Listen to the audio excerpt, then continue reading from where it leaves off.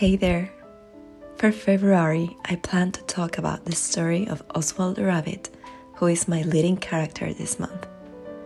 About how it was Walt Disney's first ever character and why it's not anymore. But as I was watching his cartoon and then drawing him, a different feeling came over me. I felt like a child again, and that is what I want to address in this video. The amazing stage that we all have been through and that has shaped who we are.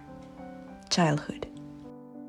Think for a moment of what you loved best about being a child. Was it family time, the endless summers, or the worry-free life? The nostalgia of growing up in a world where we could be anything, where animals could talk, and all we had to do was play, can be a very strong feeling. And yet, when you think about it, there is nothing except the fear of being judged that prevents us from living those moments again, even for just some minutes. And that is how creativity stays alive all the way through and into our adult age. Some say that the creative adult is a child who survived. Ever heard about your inner child? It is the part of your personality that still reacts and feels like a child. Technically, it is a part of your subconscious that has been picking up messages way before it was able to fully process what was going on, mentally and emotionally.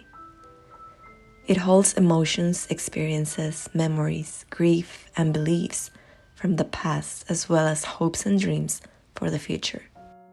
You can have a happy childhood experience or a negative one based on your first years as a child. Both the situations affect you and your personality. If your inner child is hurt and has a traumatic past, it may continue to carry these wounds until you heal it. Holding on to your inner child as you grow older means to keep revisiting yourself at heart and never lose your inner child. It's all about having an unbridled joy for something others may think is childish, or approaching life with an amazing curiosity. Your inner child gets it all, believes it all, hopes for it all, and is the only guardian worthy of your heart. That child knows that life, which runs on love and feasts on creativity, is on your side, and that the universe conspires with you, not against you, to help you spread that wild, crazy, messy love through your own story. I found an article by Sakshi Chaudhry on 5 simple steps to become a child again. The focus of this is to take the best features of being a child and practice that in our adult life, to work on being bold and carefree, which are perceived as positive memories attached with our childhood. The article reads, Number 1, let go of control. The moment we want to take control of everything around, we are just tiring ourselves to suffer. This does not mean uncontrolled health, sleep, and eating patterns, but letting go of things that are out of our hands, like relationships or that one project that you've been trying to get from 5 years, or your social or physical perfection. These things are best let free. You just have to sow and nurture seed. As for the rest, the nature shall see. A child never worries about relationships. He just values it based on a sole factor of love. A child has a willpower to never sit down. So if one project isn't working for 5 years, stand up and work for the other. A child never worries to be perfect looking or perfectly speaking at dinner parties. By letting go of these controls, you are not being rude, but honest. Number 2, breaking your own toy. When you see a broken toy lying on the floor with all its spurs flying in the air, you know there's a child in the house. Now imagine the situation would be a lot less messier if we do it in our heads, as we are adults trying to think like a child. The toy is your problem, and you have to break down all its nuts open and analyze how to fix it. The process may lead you to the answer of why it got broken at the very first place. Things should not be that fragile. Number 3, get restless, get out. Imagine you're sitting in an impaired and pointless meeting in your office where you know neither the company nor yourself will benefit from it. Only that big clock ticking and mimicking all present in the room will get the benefit from the eyes turning towards it every minute. A child would never sit for something he sees is not interesting enough. But as adults, we're programmed to sit and smile till the earth is doomed of our ceaseless behaviors. Get restless, get out. Don't nod for the things you don't agree with. Don't just compromise. Get restless and find you're curious again. Number 4, talk to random people. Many of us as adults are living in a bubble, very comforting and cozy. But once in a while, it is very comforting to get yourself in an uncomfortable situation and talk with random people. Know their stories, tell them yours. It helps us make a connection with the world, rather a group of same people we see every day. A child usually never fears talking to strangers. Awaken that child again, who does not give attention to how he's going to put words to his thoughts. He stands curious and unashamed, in all the right senses, of course. Number 5, act without taking time. Now, all we have heard while growing up is, think before you speak. But we've taken these too literally and become afraid of using our own words. The truth is, speaking your very first instincts is very healthy for both the speaker and the listener. It saves time and all the unnecessary preparations that we cook up in our heads to look presentable. Like we've seen in so many movies where kids are used as a communicative parcel between two people who are afraid to use their own words. Why can't we parcel our own package? Why can't we become impractical jokers and just laugh? Let us kill the negativity bias formed around us with this method, which is probably a millionth in the book of How to Be More Productive and Happy that is stored in our heads. But what's the harm in trying? Well then, adjust that rope and skip away. The whole world is your field. Happy skipping. And that's the end of that amazing article, which I think I will personally be trying to put into practice starting right now. I will link the article below if you want to reference it, and hope that it can help you unleash your inner child and have a happier life now. I also found some beautiful quotes that can help you if you pause for a moment and meditate on them. Greet your inner child daily.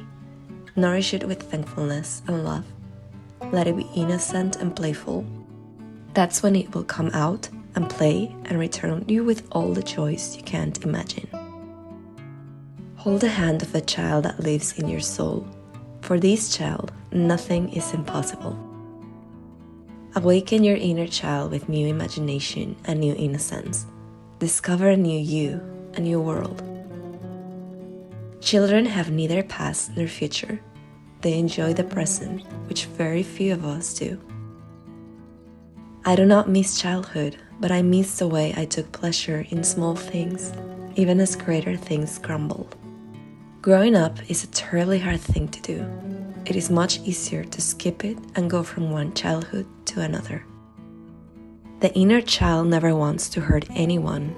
Your inner child always comes from a place of love.